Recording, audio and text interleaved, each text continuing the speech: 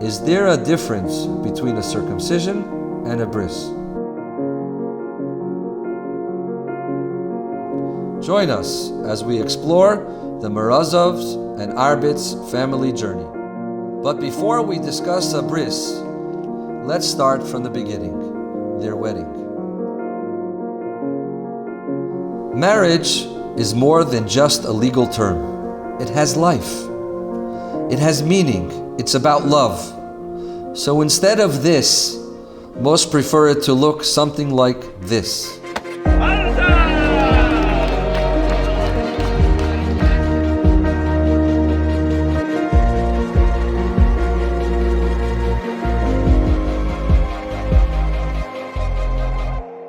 When you have a baby boy, you can circumcise him, which looks something like this. Or you can give him a bris milah.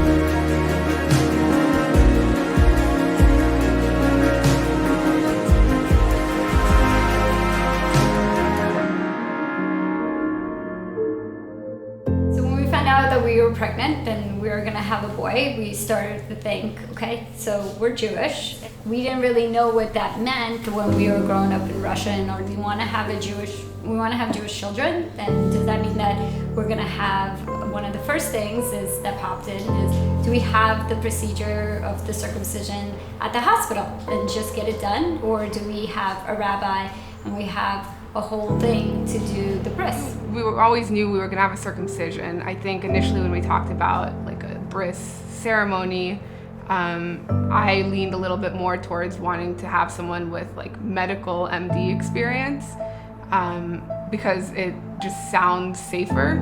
If you're worried about the safety of doing the Brit Milah with a Mohel, they've done thousands, and I would have no hesitation in saying that it's a very safe procedure. I'm a pediatrician, so I know a lot of gynecologists and things that do circumcisions. I know urologists. I really thought at the beginning I would have the circumcision done either in the hospital or at least by a doctor and not necessarily by a Mohel.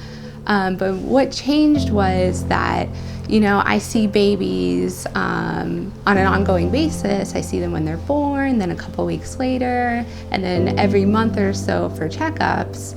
And part of my checkup is, I check their circumcision. I see how it's healing. And consistently, the best healing and the best cosmetic results were actually from Mohels. I would ask families that I knew were Jewish, oh, who did your bris? Who did your bris?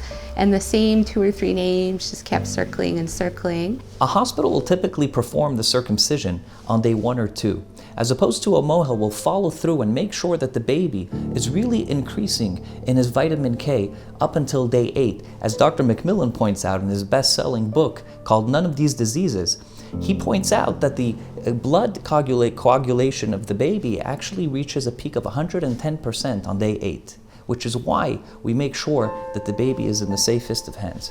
I did my son's circumcision with a Mohel, and we had a beautiful ceremony, the Brit Milah.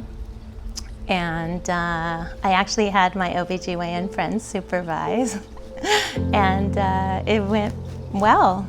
I think before we started talking to Mohels, I was more nervous about it. And as we had one phone call and then another phone call and understood the level of competency and also the medical protocol that goes into this, things like how sterile everything is going to be, and just being able to talk to the logistics medically. It's clear that it's not just like a hippy dippy kind of snip snip. There's definitely you're still clearly getting the same level of care. I'm asked, why did you become a Mohel? Well, my father was a Mohel for 50 years. I began training under my father and eventually took the training to different levels, learned in Israel, worked with hospitals, and then learned in London, and today perform circumcisions on adults to children. I was told and assured, and there was a fairly compelling argument made to me that a Mohel has done more of these specific types of procedures in his life, especially somebody that's experienced, than any other urologist you can find. And that was that for me, purely from a safety and a medical standpoint, that was a compelling argument. Hiring a Mohel is a personal experience. The Mohel will always make sure that the baby is progressing and is ready for the 8th day. Once the circumcision, the Bris, is performed, he'll always check in to make sure that the baby is healing properly. Do the circumcision. Yeah, on the hospital tour, they told us the default was that the parent doesn't go, and you can request to go if you want to, and they'll try and make it work, which is even scarier because not being there is much worse. Yeah. Not that I would be there, but still. Yeah. So that, I think it was like clearly a mechanical issue. Like it was just like, all right, we're gonna cut off the foreskin and that's it. Like that was a mechanical fix. So that's on the physician side. I think speaking with the rabbi and then starting to speak with several Mohels, we kind of understood kind of a little bit more depth of the procedure, the depth of the ritual, the depth of the ceremony, the significance of the ceremony. And I think for us, the fact that we were incorporating the names of our relatives who we really loved and respected, and the fact that we would get to have a ceremony with our family and where they would kind of understand why we're doing it, I think that was a big thing that moved us towards going the route of the circumcision. It's a great question. I get asked this question a lot, the difference between a Brit, a Bris, and a circumcision. I like to frame it this way. Imagine, if you will, this guy meets this girl at a bar, and a nice flashy guy, he pulls out diamond ring, beautiful piece, and he says, "Hey, you want to marry me?" And he puts it on her finger. Now put yourself in her shoes. What's she thinking? I don't know this guy from Adam, and there's no emotional investment, there's no romance, there's no dating, and there's no soulful connection. It's just a nice physical specimen of a diamond ring.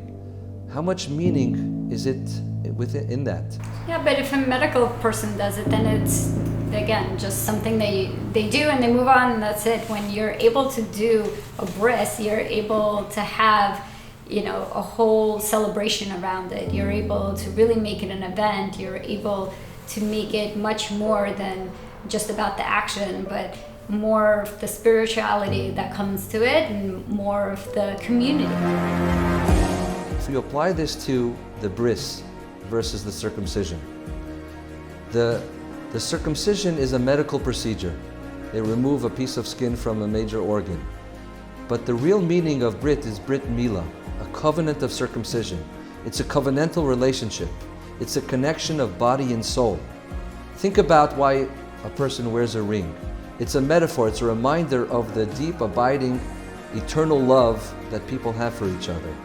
The Brit on our male children is a deep, abiding affirmation of the idea that the infinite God connects with the finite human being, a body and soul dichotomous connection, where the male child will eternally know that I have given for God and I am intrinsically and fundamentally and essentially connected with the divine, with the spiritual.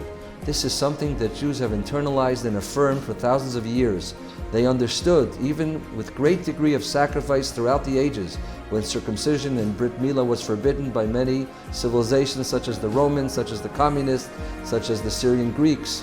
And they went through great self-sacrifice, even to the point of being ready to give their lives to do the Brit, because it affirms a tremendous truism in Judaism, is that what makes us Jewish is our connection and our covenant with God.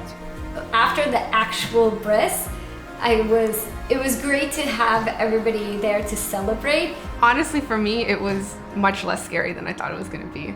Like the scary part was so fast, and then the meaningful part was so much more like such a larger piece of the whole event, that when I think back to the whole thing, I think about those things as opposed to the actual like physical medical procedure that happened. I wouldn't trade it for anything in the world. It was so nice. It was so comforting. It was a great experience. It was so, like, looking back, I think we thought a lot about it, and actually going through it, it goes by super fast, and just having people around us that care about us, that were really excited for us to be able to share in that, and really felt like they got something out of it.